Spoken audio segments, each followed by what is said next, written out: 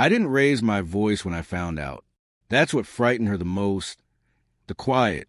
Silence has a weight to it, a kind of power that screams louder than any argument. The night I discovered everything, I was standing in the kitchen pouring a glass of wine. She was upstairs in the shower, humming that same soft tune she always did. Her phone buzzed on the counter. I glanced at it, just a reflex, and saw a message that made my hand go still. I can't stop thinking about last night. From Daniel, her co-worker, a married man. For a few seconds, the world turned into static. The hum of the refrigerator, the faint trickle of water upstairs, the smell of her shampoo drifting through the house. It all blended together into a moment that felt like morning. Mourning for the life I thought we had. I didn't confront her that night. Instead, I poured another glass and watched. Listened. Waited. Over the next few days, every laugh, every glance, every excuse became evidence. Emily was always light, movement, and warmth. She was the kind of person who filled every room she entered. I built my life around her smile. Every late night, every extra shift, every plan for the future. It was all for her. And yet, somehow I'd missed it. The secrecy with her phone. The extra hours at work. The new lingerie she claimed was on sale. I believed her because I wanted to. That illusion shattered when I met Daniel's wife. It happened by chance, or maybe fate, if fate has a cruel sense of humor. We bumped into each other at the grocery store.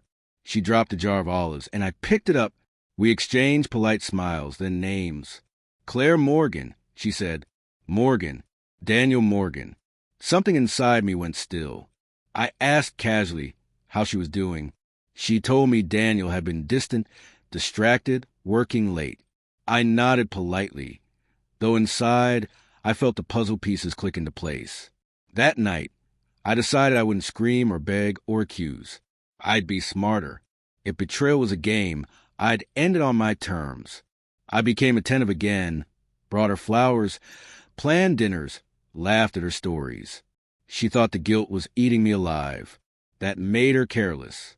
I already had what I needed: screenshots, receipts, dates, the truth in cold, undeniable detail. Then I set the stage. I planned a backyard gathering. Just a few friends, neighbors, co-workers. She was thrilled by the idea. "You're being so sweet lately," she said, wrapping her arms around me. I kissed her forehead. "You deserve it," I told her.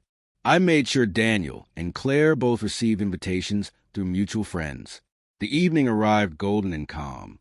The patio lights glowed soft, and Emily floated to the crowd in a white dress that made her look almost innocent.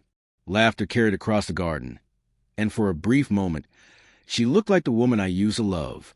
Then Claire arrived, alone. Daniel followed 10 minutes later. I watched Emily's hand tremble around her wine glass when she saw him. She looked at me, eyes searching for explanation. I gave her one.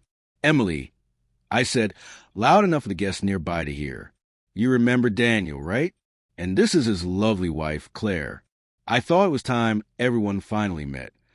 The air changed. Conversation stopped. Daniel froze. Claire's face drained of color. I handed Claire my phone. "You might want to see these," I said softly. Screens lit up. Gasps spread like ripples. Emily's face went pale, her mouth opening without words.